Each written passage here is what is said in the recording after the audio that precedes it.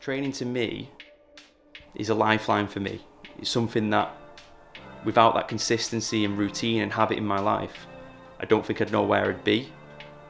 It's been a motivation, it's given me discipline, determination. It helps me push my boundaries, improve my limits, and set new bars to achieve in terms of heights that I want to go, whether it's physically or mentally.